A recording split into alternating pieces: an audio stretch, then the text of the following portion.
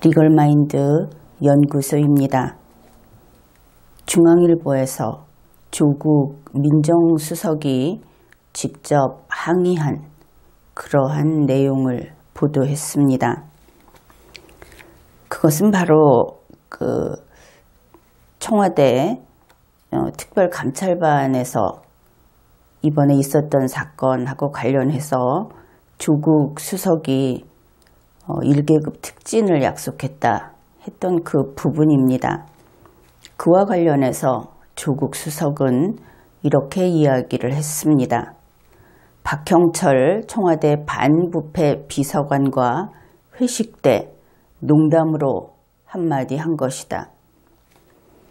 그렇다면 행위 1, 이것이 있었다 하는 것을 우리가 알 수 있습니다. 조국과 박형철이 같이 있는 회식 때 조국이 박형철에게 한마디 했다. 이 부분은 조국 수석 스스로 내가 했다 하고 인정한 것이기 때문에 이러한 인정은 대단히 중요합니다. 그러면 행위 2는 무엇인가? 그것은 박형철과 김태우 특감 반원이었던 김태우 이 두 사람이 같이 있던 회식 때 박형철이 김태우 반원에게 이야기를 했다. 이것이 두 번째 행위입니다. 그런데 이때가 어느 때였는가? 2017년 12월 비트코인 광풍이 불던 때였다. 여러분도 그때의 상황은 기억하고 있을 겁니다. 그때 박형철이 김태우에게 다음과 같이 이야기를 했다 하는 것입니다. 비트코인 광풍을 잠재우기 위하여 참여정부 출신 인사들이나 암호화폐 관련자들에 대해 조사를 해서 보고서를 올려라. 수사가 이루어져서 비트코인 업체를 처벌할 수 있을 만큼 되면 1계급 특진을 해준단다. 수석님의 지시다. 수석님이 1계급 특진을 해준다고 했다. 그런데 앞에서 보았듯이 동일한 뉴스에 이 내용들이 다 들어 있습니다. 그런데 조국 수석이 이러한 1계급 특진 이야기를 했다 하는 것은 사실인 것입니다.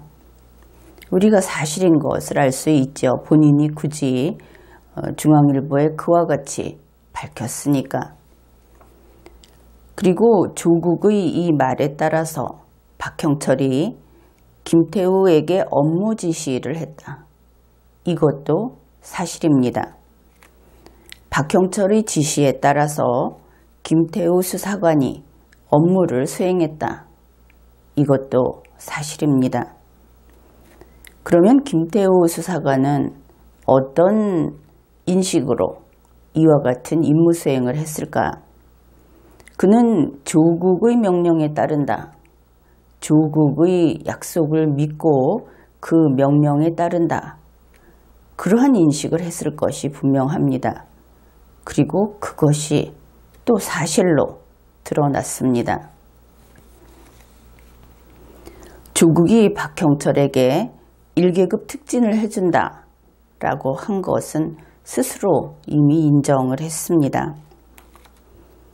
그 말이 농담이었다.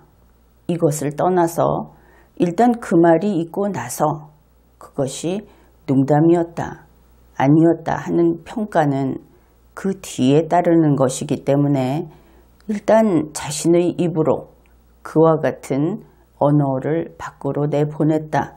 이것을 가지고 우리는 사실이다. 이렇게 이야기를 하는 겁니다. 그리고 박형철이 김태우 수사관에게 조사 및 보고서 제출을 지시했고 그는 역시 조국의 1계급 특진 이야기도 전했습니다. 이러한 조직사회에서 박형철이 자기의 상관인 조국의 말, 다시 말해서 1계급 특진을 해주겠다 하는 그 말을 자신의 부하 직원에게 전달을 했다. 그것이 어떤 것인가? 그것은 직장 생활을 해본다든지 이러한 상명하복 관계의 그 구조에서 그런 경험을 해본 우리 성인들은 충분히 이해를 할 겁니다. 아마도 부하에게 그 이야기를 할 때 박형철은 조국의 이야기를 진지하게 받아들였다. 그저 농담으로 흘려듣고 무시해버려도 되는 그런 이야기로 취급하지 않았다. 그것을 알 수 있습니다. 김태우 역시 상관이 전하는 상관의 말, 그것을 진지하게 받아들인 것을 알 수 있습니다. 따라서 이와 같은 상황을 그리고 이러한 사정을 종합해 보건대 조국의 항변은 받아들이기 어렵습니다. 그리고 같은 이유에서 김 수사관은 자신의 양심에 따라 사실을 이야기한 것으로 우리는 평가할 수 있습니다. 그렇기 때문에 중앙일보는 사실을 보도한 것이다. 역시 이렇게 판단을 하게 되지요. 그렇다면 이 정도까지 사실이 인정되는 그러한 사안에 있어서는 어느 쪽의 편을 들어줄 것인가? 청와대와 조국 등에게 있어서는 자신들의 지나간 일들을 덮어놓고 싶다. 그런 바람이 있을 겁니다. 그들이 원하는 비밀 유지, 이것은 엄연히 그들의 사적 이익이죠. 그런가 하면 이와 같은 내용을 흔히 말해서 국가 권력기관이 이와 같은 행위를 한 것을 국민이 알아야 하겠다 하는 국민의 알 권리를 충족시켜주는 것은 공익으로 보아야 합니다. 바로 이런 경우에는 사익보다 공익이 월등히 큰 경우로서 그래서 이럴 때는 언론의 보도를 통제하면 안 되는 겁니다. 조국 민정수석은 김태우 수사관이 직접 들은 이야기도 아니고 건너서 들은 말을 그대로 인용하는 보도에 강한 유감을 표한다. 중앙일보에게 이러한 의사를 전달했다고 합니다. 대통령 비서실의 민정수석, 안 그래도 지금 이렇게 막강한 권력을 휘두르고 있는 특감반 등 청와대의 감찰에 관한 총책임자가 언론사에게 직접 압박을 가한 겁니다. 이것은 분명히 범죄 행위입니다.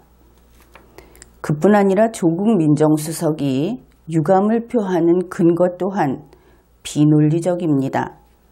직접 들은 것이 아니고 건너서 들은 말이다. 이것은 그가 탓할 이유도 없고 그래서 유감을 표할 이유조차 아예 없는 것이다.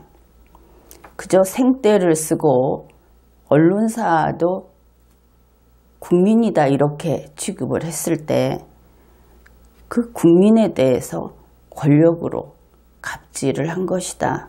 압박을 가한 것이다. 이렇게 볼 수 있겠습니다. 조국 수석의 태도에서 막다른 골목에 잃은 도망자 같은 그러한 포악함을 보게 됩니다. 이번 회에는 여기까지 하겠습니다.